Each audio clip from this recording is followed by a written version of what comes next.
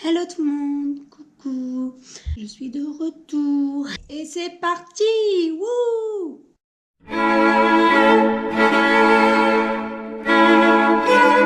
Alors, aujourd'hui, je vais vous faire une petite checklist. Dans la dernière vidéo, je vous avais parlé de comment s'organiser. Cette fois-ci, je vais vous parler de tout ce qu'il faut penser.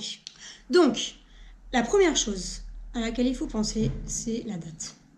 Pour moi, c'est le plus important. Vous trouvez après les lieux, vous avez besoin des dates, en fait. Même pour tout ce qui est mairie et tout ça. Donc, pour moi, première chose à laquelle il faut penser, c'est la date. Puis, généralement, ça peut être difficile de choisir la date. Donc, voilà, première chose, c'est la date. Deuxième chose, pas le lieu, mais savoir si ça va être un mariage religieux ou mariage civil. Parce que si vous ne savez pas ça, pour après les lieux, c'est compliqué. Donc, date, mariage civil ou à l'église, et ensuite vient le lieu. Après que vous ayez choisi votre mairie ou l'église, c'est bien de choisir un endroit qui soit pas très loin, pour vous comme pour vos invités qui vont venir. Ensuite, pour moi, c'est comme vous voulez. Ensuite, ce que j'ai envie de faire, c'est pas obligatoire, surtout en France, je sais que ça se fait surtout aux États-Unis, il me semble, mais moi j'ai envie d'en faire un. C'est un save the date, donc c'est différent du faire part.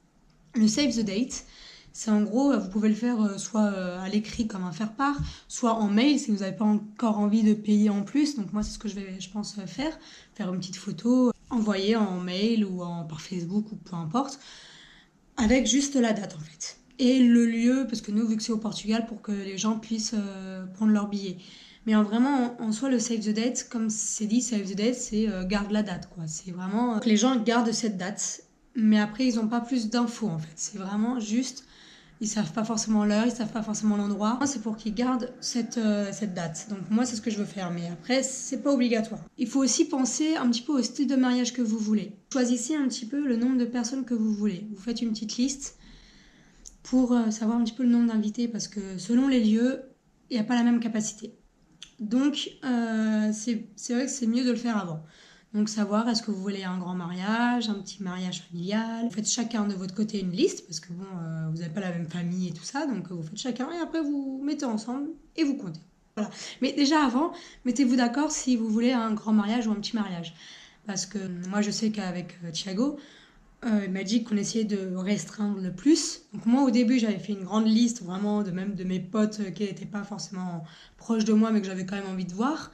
Et en fin de compte, quand il m'a dit qu'il voulait qu'on fasse un petit mariage, il y en a plein que j'ai retiré, malheureusement.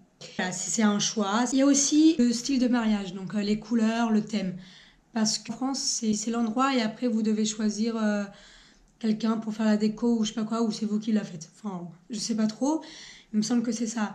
Mais nous, au Portugal, les quintas peuvent faire une déco en fait. Elles ont, de ce que m'a dit Thiago, en gros, ils ont un catalogue de couleurs et tout ça.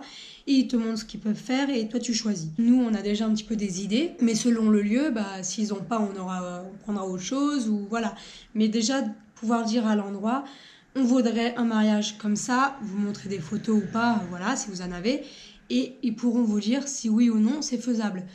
Parce que c'est aussi un critère pour choisir l'endroit. C'est si vous tenez tellement vraiment un thème pour le mariage, si l'endroit ne le fait pas, voilà. Donc c'est vraiment à vous de choisir. Sauf si vraiment vous kiffez l'endroit de ouf, vous faites un compromis sur le thème ou sur la couleur. Il faut aussi établir un budget, savoir un petit peu si vous êtes prêt à mettre énormément ou pas beaucoup, vous mettre d'accord sur combien vous êtes prêt à mettre. Après, ça c'est à vous ou non, choix. Prendre un wedding planner. Ça, c'est vraiment encore un budget en plus. Moi, je sais qu'avec Thiago, on va pas en prendre un.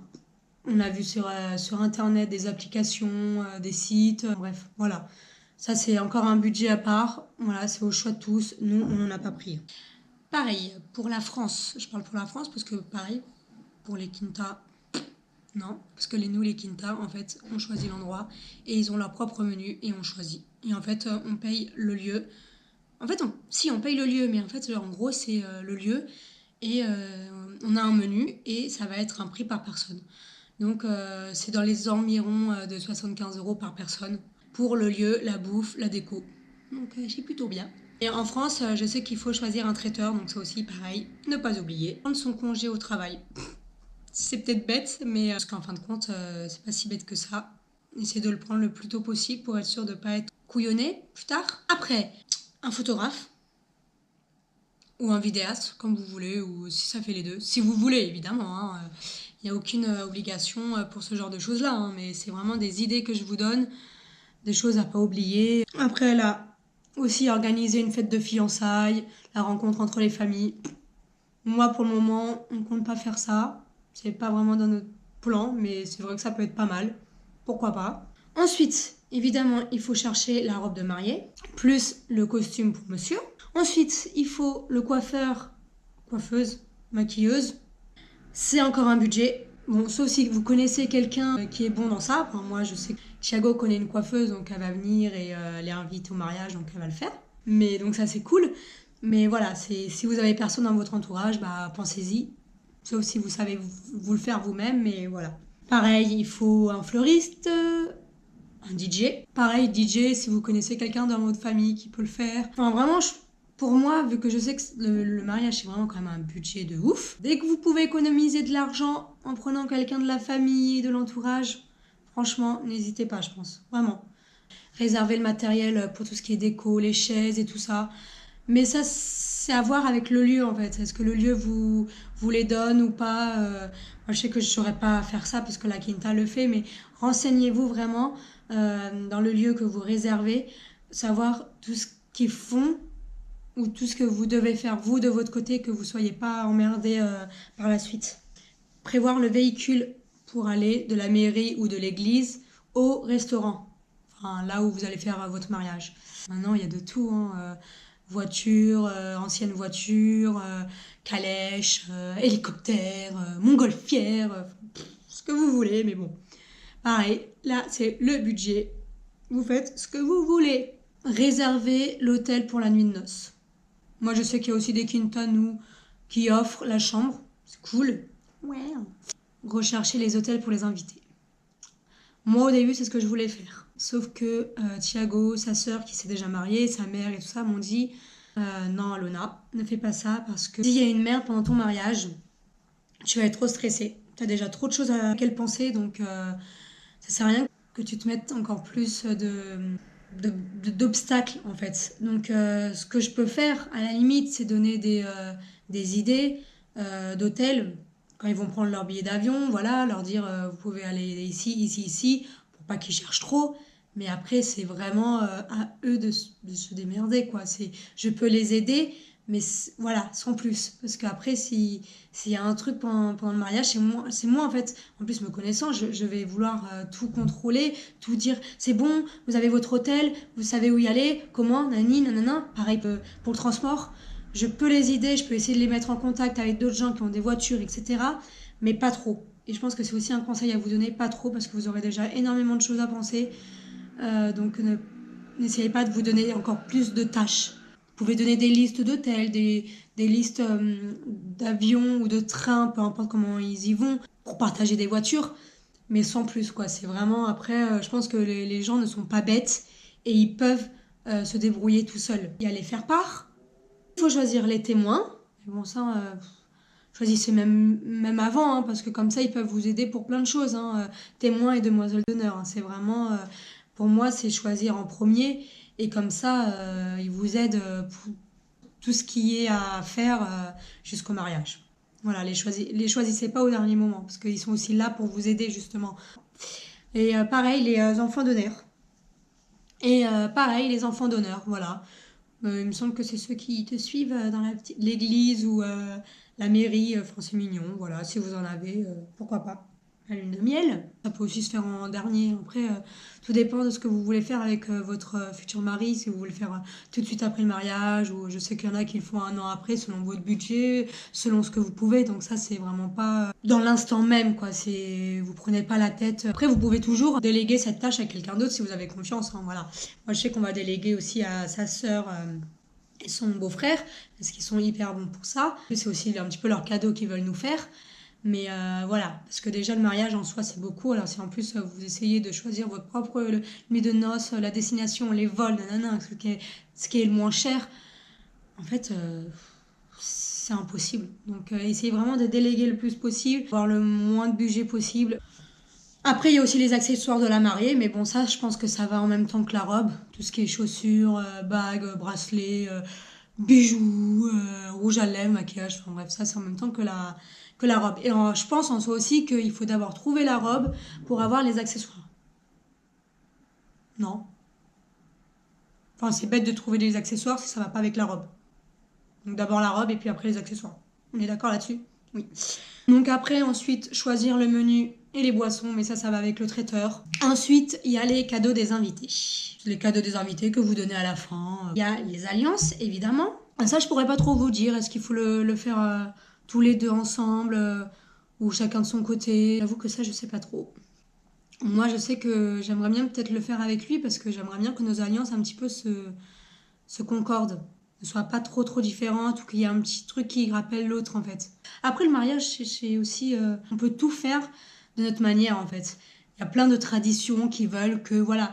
Mais évidemment, vous pouvez tout changer si vous avez envie. Hein. C'est votre mariage, c'est vous qui décidez. Il faut le gâteau de mariage. Donc nous, la quinta, pareil, c'est la quinta qui l'a fait. Mais vous, soit c'est le traiteur, soit encore il faut un pâtissier ou autre. Donc voilà, le gâteau. Ensuite, il y a tout ce qui est animation. Parce que animation durant la soirée, ou animation aussi durant, imaginons que vous allez à l'église à 11h ou même à 13h et que le resto le soir est à 20h. Il y a une petite marge quand même. Donc à ne pas oublier à préparer une petite animation pour les gens, même s'il y a les photos qui prennent énormément de temps, donc c'est bien. Mais voilà, prévoir une petite animation quand même pour pas que les gens s'ennuient de trop. Il y a aussi tout ce qui est babysitter ou animation pour les enfants, s'il y a des enfants. Je pense que ça peut être pas mal, une petite animation pour les enfants, comme ça, il y a des gens qui s'en occupent, on va dire, entre guillemets, et les parents, ils profitent, puis même les enfants, une petite animation pour eux, ça peut faire que du bien, parce que sinon, ils peuvent un petit peu s'ennuyer, donc voilà. Mais pareil, c'est un budget en plus, donc à voir. C'est pas obligatoire, mais ça peut être sympa. C'est tout bête, c'est prévoir le contrat de mariage, se mettre d'accord sur quel type de contrat de mariage vous voulez. Il y a les musiques. Donc déjà, il y a les différentes musiques, que ce soit pour la cérémonie, quand vous entrez dans l'église ou dans la mairie, la musique de sortie, la musique de la première danse, et aussi faire peut-être une petite playlist pour le DJ. Moi, je sais que j'aimerais bien, pour les faire part, faire une petite ligne avec quelle musique aimeriez-vous vraiment entendre à la soirée. Et après, en fonction de ça, je fais une liste. Comme ça, au moins, je sais qu'il y aura au moins une musique que la personne va aimer. Et de savoir un petit peu quel type de musique ils veulent écouter en mariage. Je pense que ça peut être sympa. Ensuite, il y a tout ce qui est vêtements, témoins, demoiselles d'honneur, enfants d'honneur. Ça va avec la couleur et tout ça, mais il faut y penser, tout simplement. Si vous voulez imprimer des menus pour les mettre au restaurant, si vous voulez faire une vue d'ensemble des tables, si vous voulez faire des marque-places, si vous voulez faire un livret de messe ou cérémonie, enfin il y a plein de petits trucs comme ça, il faut y penser, savoir ce que vous voulez faire ou pas, parce que pareil, toujours, c'est un budget en plus. Pour la mariée, il faut prévoir un kit de survie, avec tout ce qui est Doliprane, pansement si vous vous faites mal, enfin bref. Pareil, ça je vous ferai une vidéo plus tard. Ensuite, il y a tout ce qui est riz pour la sortie de cérémonie. Riz, confetti. Ensuite, il faut faire les documents pour la mairie. Même si vous le faites à l'église, vous êtes quand même obligé de passer par la mairie où il faut faire un truc. Dans tous les cas, il faut que vous ayez des documents, même si vous le faites à la mairie, tout ce qui est publication des bans et tout ça. Donc, tous ces documents-là, faites-les. Ensuite, vous pouvez aussi choisir le livre d'or ou l'urne, tout ce que vous voulez. Il y a plein d'idées. Franchement, regardez sur Internet. Donc, je peux aussi faire une vidéo là-dessus si vous voulez. Dites-le moi. Après, je sais qu'il y a une petite tradition au Portugal aussi. Et ça, j'ai énormément aimé aussi. Il me semble que c'est en fait un coffre avec un vin dedans. Thiago et moi, on mettra un petit mot dedans. Et en fait, dès notre plus grande dispute après le mariage, mais vraiment grande dispute, on ouvre le coffre, on lit le mot de chacun et on boit la bouteille. Quand il regardera cette vidéo, il me dira si c'est bien ça ou pas. Mais il me semble que c'est ça. Et quand il m'a dit l'idée, franchement, j'ai bien aimé, c'est mignon. Donc, je pense que nous, on le fera. Et pareil, vous pouvez le faire, même si vous n'êtes pas portugais ou autre, si vous aimez l'idée, en fait. Ensuite, il y a aussi le discours auquel il faut penser. Soit vous le faites à la one again. Wouh! Je sais pas trop comment vous allez le faire, parce que moi, je pense que je serai tellement émotive que je vais perdre tous mes mots. Donc, Je vais tout oublier, je pense. Mais pour le moment, il me semble que je n'ai rien oublié. Si vous voulez, je vais tout récapituler dans la barre d'infos. Je vais vous demander aussi, est-ce que vous voulez que je fasse un blog ou comme ça, je peux récapituler à chaque fois un petit peu les vidéos, ou mettre d'autres choses, les idées de robes et tout ça, dites-moi. Après, vous pouvez aussi me suivre sur Pinterest, je sais jamais comment le dire ce truc-là. Pinterest. Depuis pas très longtemps cette application, mais j'adore. Franchement, je pensais pas que c'était comme ça, mais j'adore. Donc vous pouvez me suivre là-dessus. Suivez-moi aussi sur Snapchat, Facebook, Instagram. Je vous mets tout en barre d'infos en bas. Je vous fais de gros bisous. Mouah. Et à une prochaine vidéo. Salut. Mais on en parle de ce chat?